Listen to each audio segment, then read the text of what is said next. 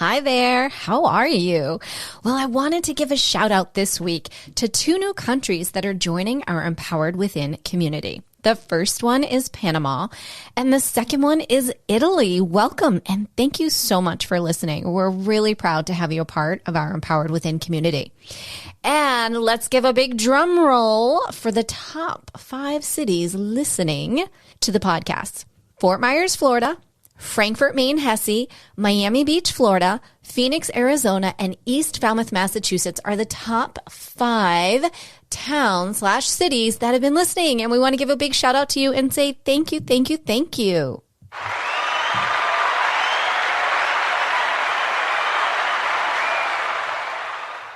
And a great, amazing special announcement that I have for you all. We now have for you, are you ready for this? Bonus clips and behind the scene videos from podcast episodes. Yes, now you too can see the pre-show, the post-show, and you can see everything that doesn't make it into the podcast episodes. How cool is this? Head over to jenniferpilates.com. Click podcast and click watch videos and enjoy never before scenes from our podcast. Thanks so much. Sit back, relax, and enjoy today's episode.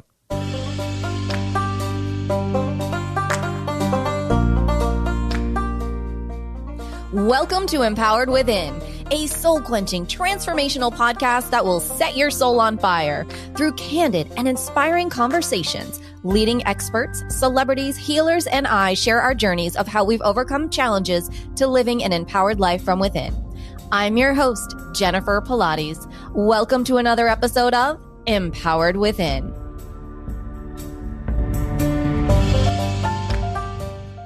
Hi there, and welcome to the show. I am honored to have with us today Clint Arthur, who is a best-selling author and has shared the stage with numerous celebrities, including Martha Stewart, Caitlyn Jenner, Mike Tyson, Evandrr Holyfield, Oprah, and Dr. Oz, to name a few. You've seen him on the Today Show, Fox Business Channel, CNN, and on the BBC. His latest book is nominated for a Pulitzer Prize. He's the author of Wisdom of the Men, one of America's greatest storytellers. Welcome to the show, Clint. Ray! Yay! From Acapulco, Mexico. I love it. The sky is beautiful. The trees are great. I love it here. That's why we're here. And, you know, when I met Mick Jagger, I said, "So Mick, what's the most important thing you ever learned?" He said, "You can't always get what you want, but if you try, sometimes you might find you get what you need." And, you know, when I came here to Acapulco, I didn't really want to move to Acapulco, but here I am. And I really believe that this is what I need. And, you know, a lot of listeners, people have preconceptions about what they want. People come into an interview expecting certain things. And I have found in my life, you tell me if you agree or not, Jennifer, that expectations only lead to disappointment. And if you're expecting anything, just let it go. And you just might find that this interview is going to give you what you need. Exactly. So tell me, are you down there part-time or full-time in Acapulco? I'm down here as much time as I can possibly be here. We just bought our second piece of real estate down here. Okay. And it's so great. You know, I'm 56 years old and I've traveled the world a lot. And I found this place called Acapulco, and it is just amazing. And I love it. And I try to be here as much as I can. Last year, we did 24 events all over the world. My wife and I in Venice, Italy, London, Los Angeles, New York, Las Vegas. I'm sure other places that I'm not remembering.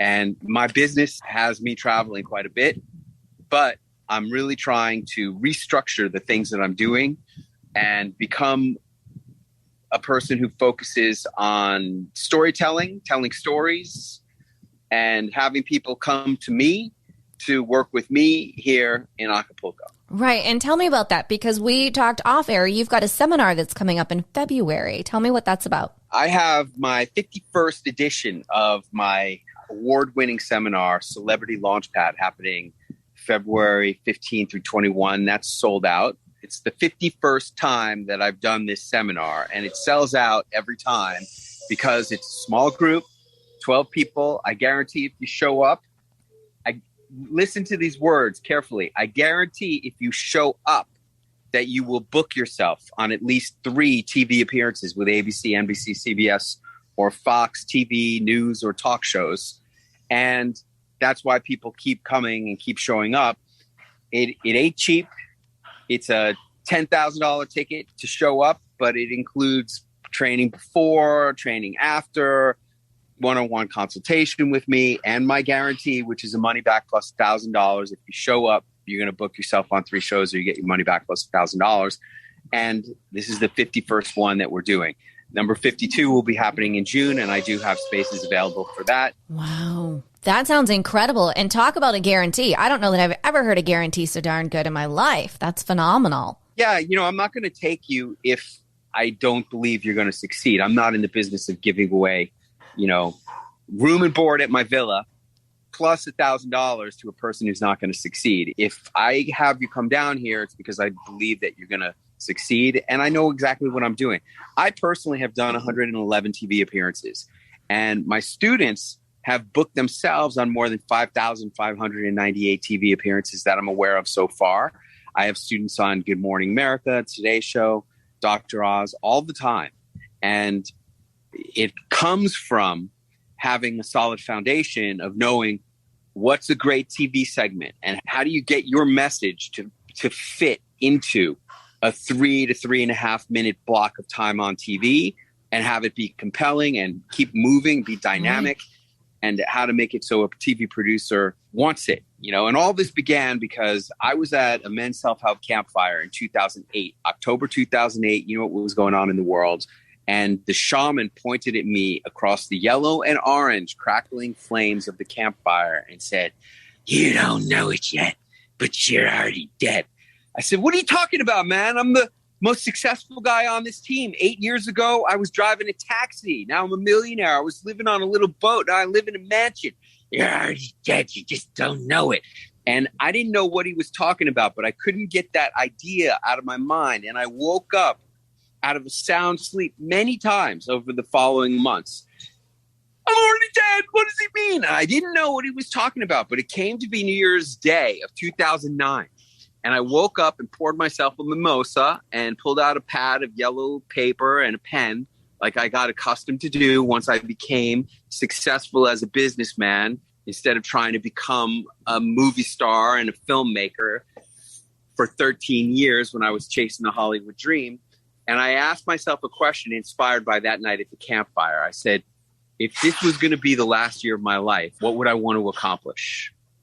And I realized in that moment that I was living like I was already dead. I just didn't know it because I'm a writer. I'm a storyteller. When I was a little kid, I went to Stuyvesant High School in New York City, and anybody who knows anything about literature knows that there was a teacher at Stuyvesant High School named Frank McCourt who won the Pulitzer Prize for his memoir, Angela's Ashes, in 1996. And he was my creative writing teacher for 2 years. And after chasing the Hollywood dream for 13 years, I said, that's it. I'm giving up. I'm not writing anymore. I wrote 30 screenplays. I wrote 11 books. I couldn't get anyone to read what I was writing. And I gave up on who I really was, which is a writer. And that day, New Year's Day of 2009, I said, if this was going to be the last year of my life, the most important thing I would want to do is to write my book about what I learned at the Wharton Business School about how to be successful as a businessman, which helped me to dig myself out of that ditch that I've been living in. I drove a taxi for 6 years when I was chasing the Hollywood dream. And I forgot how to succeed. I had to learn how to be successful again. And I relied on a lot of the stuff that I learned at Wharton Business School to take me out of that hole. And I wrote that book. It was the first thing I had written in over 8 years. And that ultimately led me to how do you sell books? And I came face to face with one of my many, many mentors. I believe when I was on the Today Show with Brooke Shields and Willie Geist. Willie Geist asked me the greatest question. He goes, look, we all want to do the greatest things. We want to climb to the top of Mount Everest. How do you keep from falling off course? And I said, invest in mentors.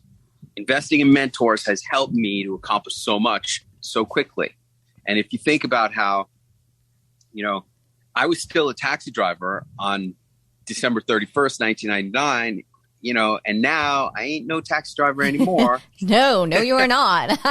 So wait, if you don't mind, I want to stop you there for a moment because you've hit on two things. And so the first one, I want to rewind a little bit and go back to being at school. And I'd like to know, when you were going through, how do you live? How do you be successful again? What are your top three things? Because surely there's someone out there going, my God, I've lost my way too. And I used to be on the ball. If you could give me three quick gems, what would those be to get me back on that success train again? Okay. Number one, when I met Oprah Winfrey, I said, Oprah, what's the most important thing you ever learned? She said, you are responsible for your own success. And if you have fallen off the success train, it is your fault. You are not being the person that you need to be. It's 100% you, and you need to change you. Lucky for me, I was smart enough to realize that. And what I did to dig myself out of the ditch was start attending personal development and transformation seminars. I literally took a seminar called Life Transformation. I wanted to change. And that night on New Year's Eve of the millennium, I made a decision.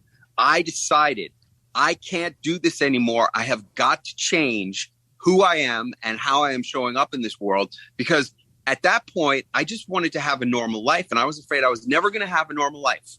I was afraid I was such a loser, and I was, that I was never going to get out of being a taxi driver after graduating from the Wharton Business School. So I started going to all kinds of personal development and transformation stuff. Now, ultimately I wrote a book called The Last Year of Your Life. That may be a great way for people to get going, deciding that I was going to live as if it was the last year of my life. What's involved in that? So number one, you got to realize you're responsible for your own success or failure in this life. Number two, you have to eliminate fear, procrastination, and doubt. That's all the things that are holding you back in your life. Fear, procrastination, and doubt. And the most powerful way that I have learned to do that is to live as if you've got 1 year left. You can do amazing amounts of stuff in 1 year, and you can change your whole perspective and everything about your life, and certainly the trajectory of your life, which is the most important thing. I mean, if your life is going like this, if you're like that, plateauing. If you could just get to that, or if you could just get to this, that can make a difference for you. And living as if it's the last year of your life can definitely accomplish that for you. So get the book, The Last Year of Your Life, on Amazon. Or if you want to be a sport, I made another version of it called The Greatest Book of All Time, which includes everything in the last year of your life, weekly exercises and practices of things for you to do week by week for 52 weeks, because that's what I did. See, when I was inspired by the shaman, one of the things that I did was I stepped up to be a leader. And I think that's the third thing. You said three things, right? I said three things, First, yeah. take responsibility for your success. Number two, eliminate fear, procrastination, and doubt. And number three, step up for leadership. And that's a big, big challenge, especially when you think you're a loser. Who am I to step up to be a leader? Well, you need to lead yourself out of the hole that you're in. You need to lead yourself out of that hole. And that means being a leader. And you need to learn about leadership. And you need to start being a leader instead of a loser. Ooh. Wow. That's powerful. That's a great title. Next book, chat. From loser to leader. Yeah. Yes, I love that. That's a great new book. Okay, so the other point that I wanted to rewind back to, because I wasn't going to let you get past on this one. How does one obtain Oprah as their mentor? You got to put yourself face to face. First, you need to start studying the mentor. You want a person to be your mentor? Well, how do you know you want that person to be your mentor? You've seen them on TV. You've read about them, maybe. You really need to start studying them. And then once you start studying them, then you need to attend some event of theirs. Because if you want a person to be a mentor, they're most likely a speaker, and they speak at events or seminars. They're a coach. You got to go and attend, because proximity. You got to get in face-to-face proximity, because that's how you're really going to learn. Because mentorship really, look, you can have all kinds of mentors. All right. Benjamin Franklin has been a mentor of mine. Now, of course, he died hundreds of years before I was born, but he influenced me and molded my life in a very significant way. He created the University of Pennsylvania, where I went to college at the Wharton Business School.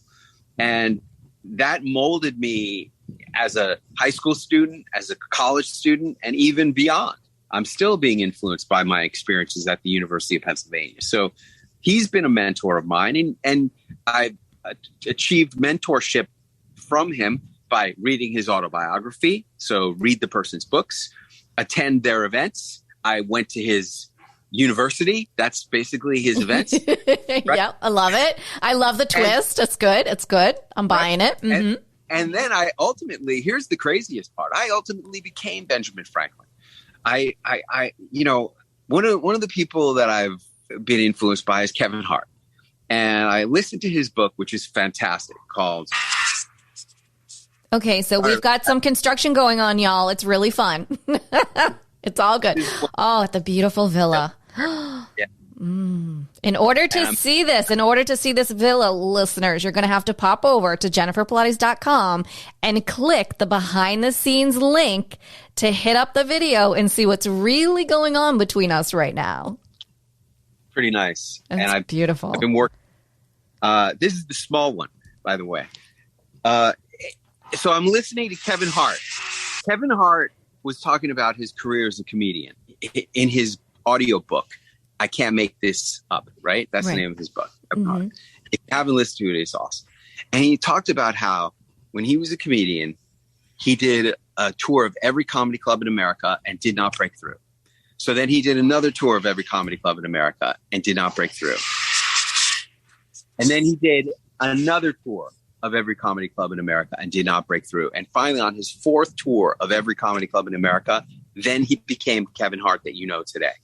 Along the way, he was learning and growing and becoming bigger and bigger. And the venues he was playing and selling out became bigger and bigger. So it's not like he was going nowhere for 3 tours and then finally happened. Right. It's a progress.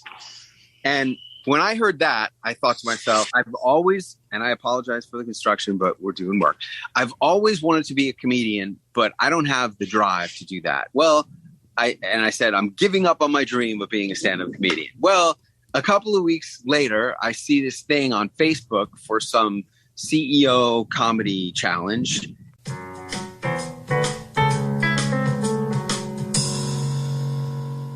What if it was possible to have local fresh groceries delivered right to your door?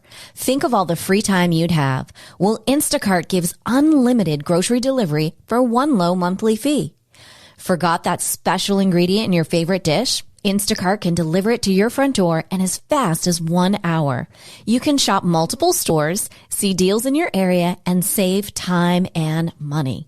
I've been using Instacart for over 3 years. I started using them in Arizona, and I'm using them here in Florida. I love the time-saving convenience. They pick the freshest products, and they keep my eggs safe too. To receive your first delivery free, follow the link in the show notes so that Instacart knows that we sent you and to help support the show. Instacart. Never step foot in a grocery store again. It's here, our Empowered Within bonus clips and behind-the-scene videos from podcast episodes. Have you ever been curious about what goes on pre-show, post-show? What about all the stuff that doesn't actually make it into the episodes? Well, now you can watch it all. Head over to jenniferpilates.com, click podcast, and click watch videos to see the bonus clips and behind-the-scene videos from podcast episodes. And I ended up signing up for the CEO Comedy Challenge. And I ended up doing a 15-minute comedy set at Caroline's on Broadway as part of this CEO Comedy Challenge. And it was all about celebrity because I love celebrities. Like I call myself a celebrity entrepreneur and storyteller. What does that mean? That means that the people who know about me think that I'm pretty amazing and kind of famous, which I kind of am, but not really. Not like Kevin Hart, but compared to most people, I'm kind of famous. And as a celebrity entrepreneur, people pay me a lot of money for the things that I do for them. That's what being a celebrity entrepreneur is all about. And when I did this comedy challenge, my comedy set was all about celebrity. And I say that Benjamin Franklin was the first real celebrity entrepreneur. He was very famous when he ambassador to France and Sweden and one of the founding fathers. He was an entrepreneur and he was a writer and he was an inventor. And I actually, in my comedy set, transformed myself into Benjamin Franklin and did a musical comedy number with dancers and everything. It was really pretty amazing. And I think that's really part of mentorship is like stepping into the shoes of your mentor. I've stepped into the shoes now of two mentors, Benjamin Franklin and Dan Kennedy. Dan Kennedy was supposed to come and speak at my conference with Martha Stewart and Ice-T and Jerry from Ben & Jerry's at Carnegie Hall. It was called Living Legends of Entrepreneurial Marketing. And he couldn't make it because he was deathly ill in a hospice. And I became Dan Kennedy also. And I did Dan Kennedy's last lecture for entrepreneurs.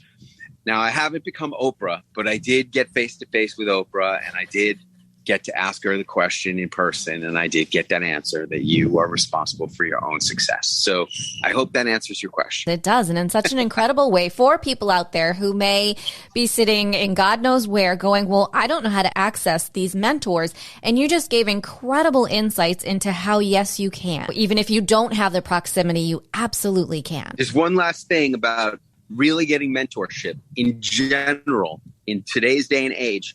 Really getting mentored by somebody is going to cost real money. And that's what I said to Willie Geist on the Today Show. I said, invest in mentors, because when you are laying out real money, it helps you to get the most out of the mentorship situation. If you feel like you've really invested a lot or paid a lot for the mentorship, you're going to take that advice and that guidance more seriously. Absolutely. I completely agree with you.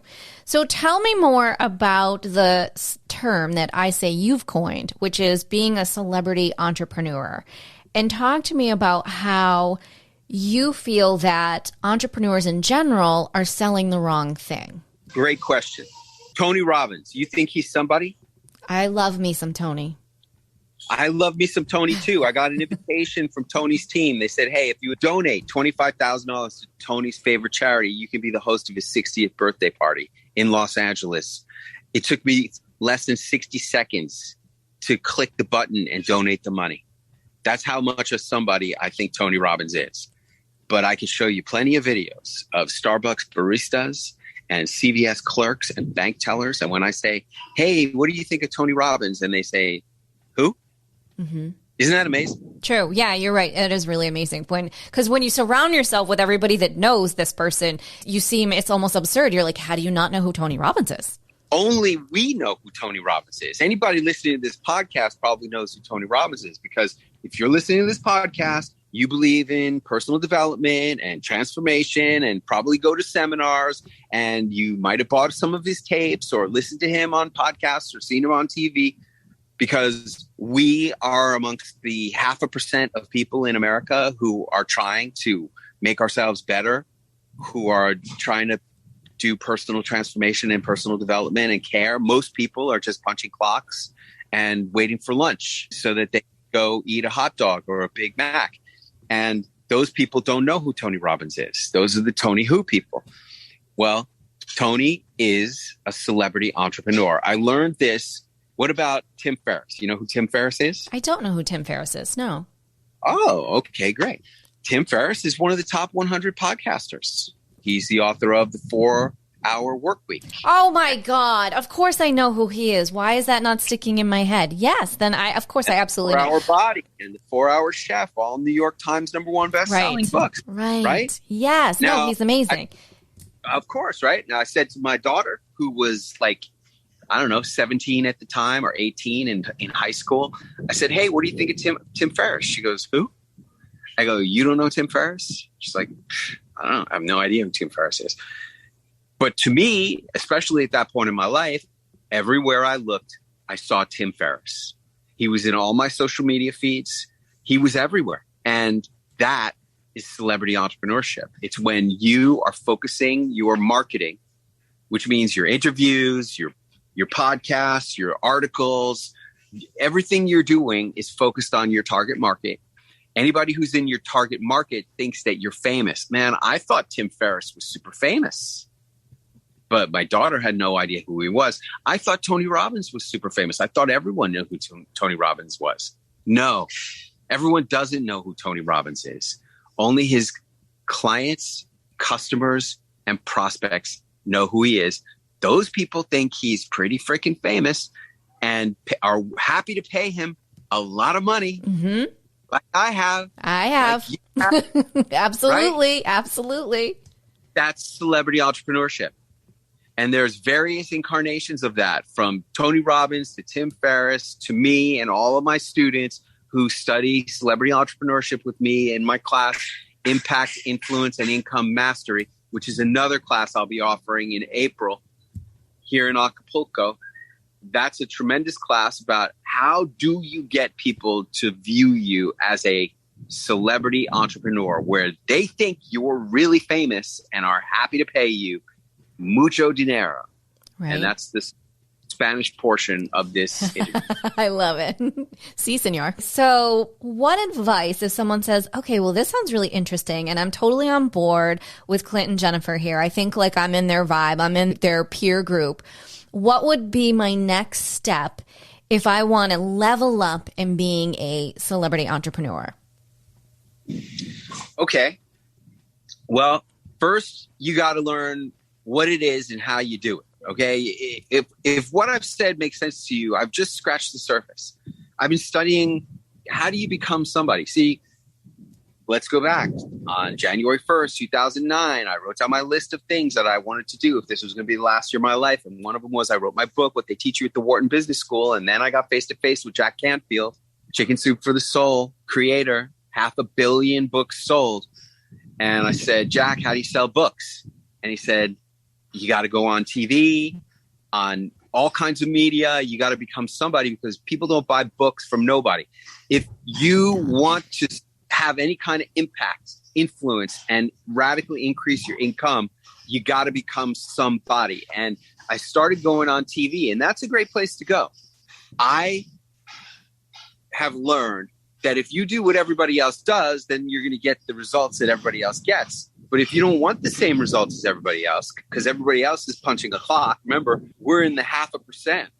We don't want the results of the 99.5%. You don't want those results. No. You want the results of the top 0.5%. Mm-hmm. And if you want those results, you can't do what everybody else is doing. You got to do what people are not doing. All celebrity entrepreneurs are doing are these same kinds of things, and going on TV is one of those things. All celebrity entrepreneurs go on TV. That's right. What separates celebrities from everybody else. Yeah, you could be a YouTube star, but that's not a celebrity. That's a YouTube star. And you know who knows who all the stars are on YouTube? The kids who are playing video games or who are on TikTok, but the kids don't have any money. Who has the money? The money is in the pockets of Generation X and the baby boomers. Those are the people who have the real money. Those are my clients. Those are my prospects.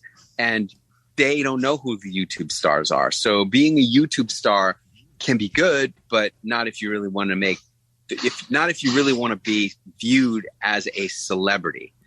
And I say that being a celebrity and a celebrity entrepreneur involves going on TV as a must, because everybody knows that only real celebrities go on TV, real celebrities, and people pay celebrities a lot more than they pay anybody else for the same stuff. And you're happy and excited to pay celebrities a lot more money to go to their stuff. So I've been studying how do you be a celebrity since 2010.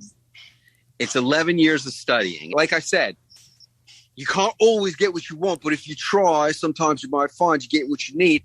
Like that's what Mick Jagger said. And, I know you didn't come here wanting to be a celebrity. Oh, I don't want to be a celebrity. I don't have the ego for that. Celebrity is not about ego. Celebrity is about marketing. Celebrity is about impact, influence, and income. That's what it's really about. And if you want to have more of those, then you need to be a celebrity and you need to really start studying it. I wrote a whole book about celebrity entrepreneurship. It's called Celebrity Entrepreneurship. And when I met Ringo Starr, I said, "So Ringo, what's the most important thing you ever learned?" He said, "I get high with a little help from my friends." Now that's a line from a song that he wrote and sang. And you'd be amazed at how many of the Beatles hits were written and had Ringo Starr as the lead singer. It's truly amazing. And, a lot of times that will hold true too. If you really want to get high in this world, you need help from a friend. And I help a lot of people. That's awesome. That's really cool. So let me ask you, over the years, and you've done so much, and like you said, from being in a taxi driver to now sitting in Acapulco and I'm staring at this beautiful pool and these trees and it's just gorgeous. What is the biggest aha moment that you feel that you've had over the years? When I went to college, there was one guy in my fraternity who I hated. His name was Evan Copelson.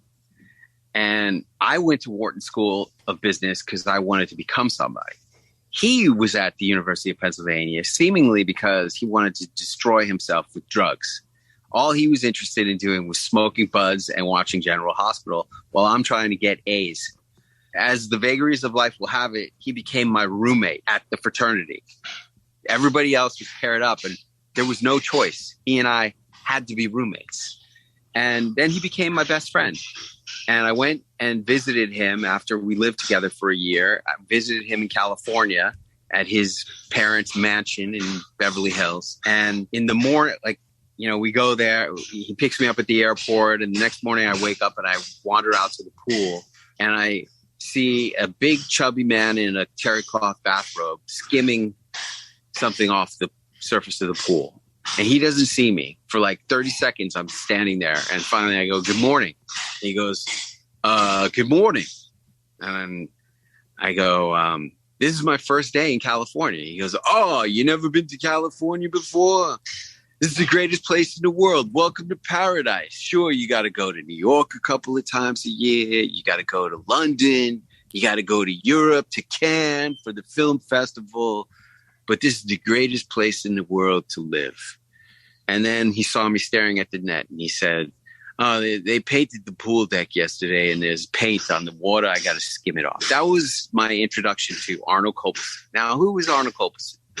Arnold Copelson was the greatest celebrity entrepreneur of all time.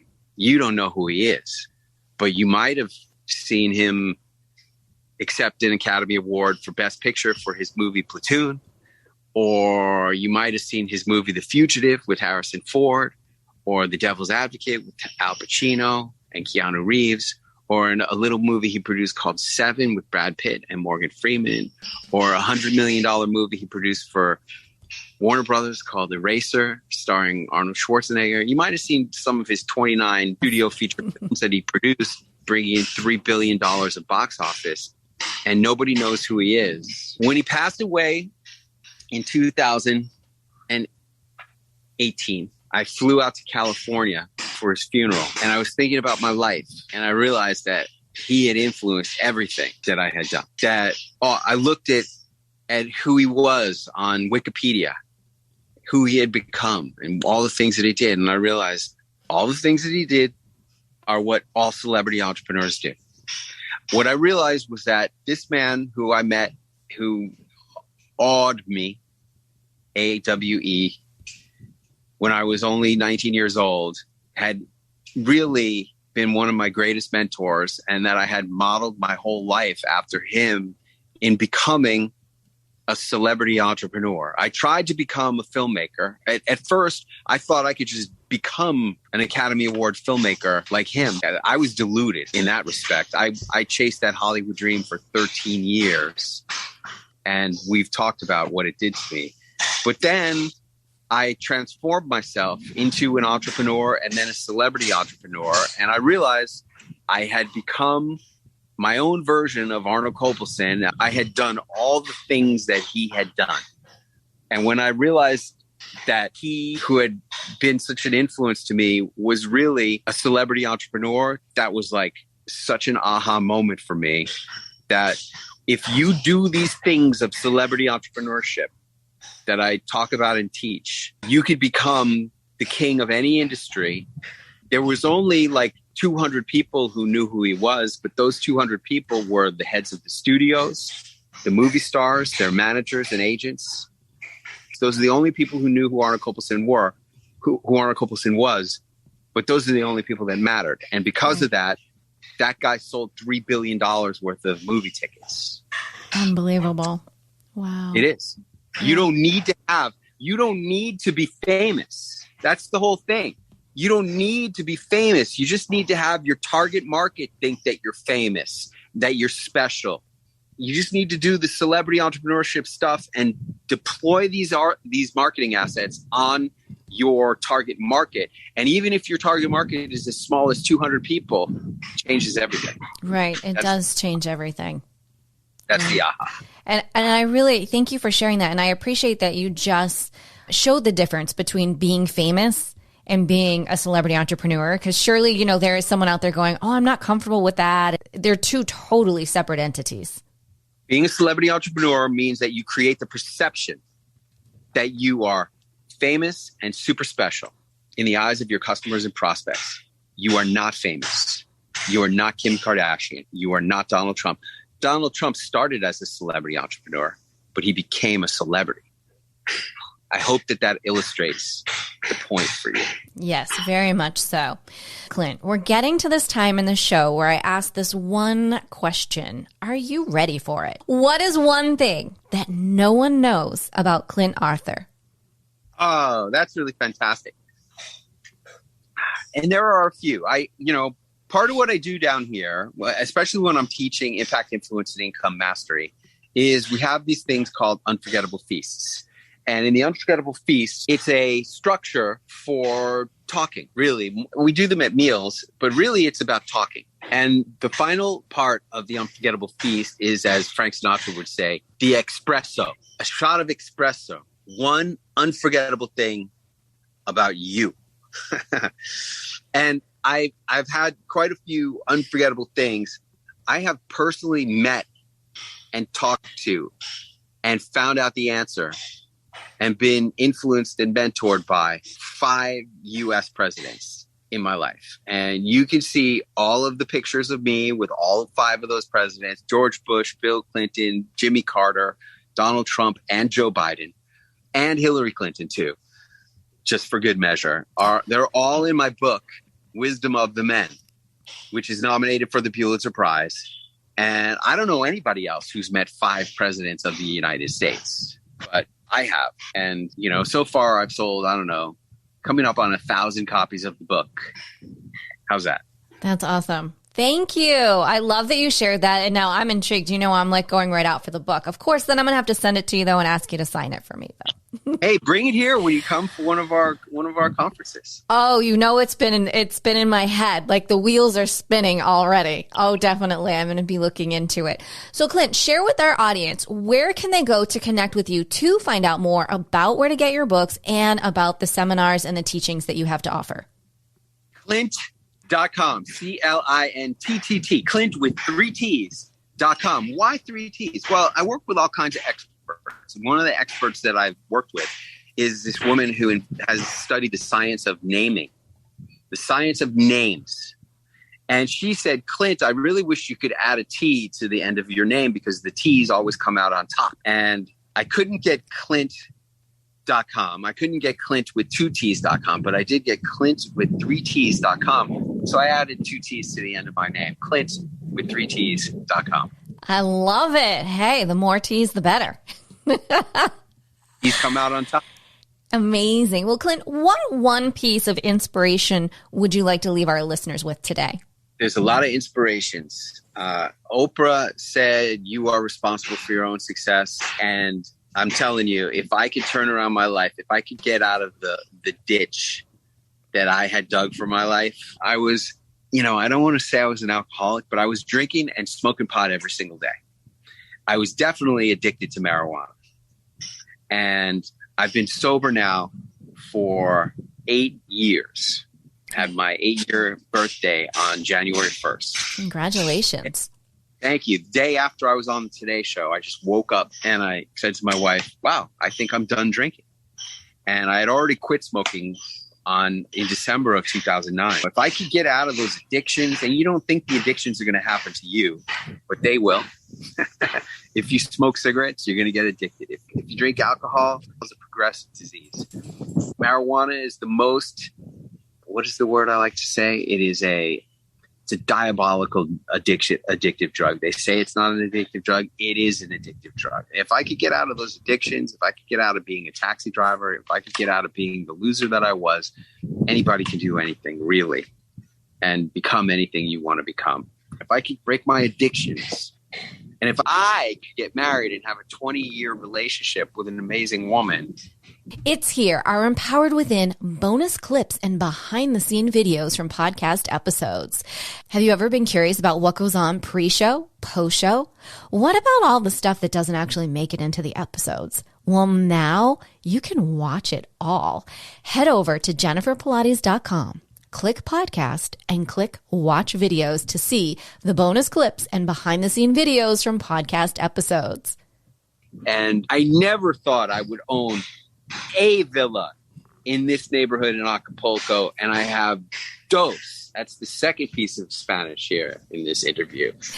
I'm telling you. And I asked, yeah, exactly. And I asked Martha Stewart, I said, Martha, this is the last piece of inspiration for you. I said, Martha, what's the most important thing you ever learned? And she said, when I was a little girl, my daddy told me that I could do anything.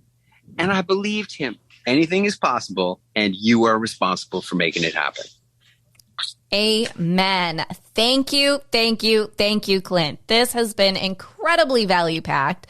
Such inspirational stories. Thank you for your time and sharing. Thank you for sharing your villa. Again, you're going to have to go over and click on the behind the scenes to see this beautiful villa and this view. This is amazing. And where you too could potentially be going and having a seminar with the one and only Clint Arthur. Again, thank you, Clint, so much for coming today. And as we say, until next time.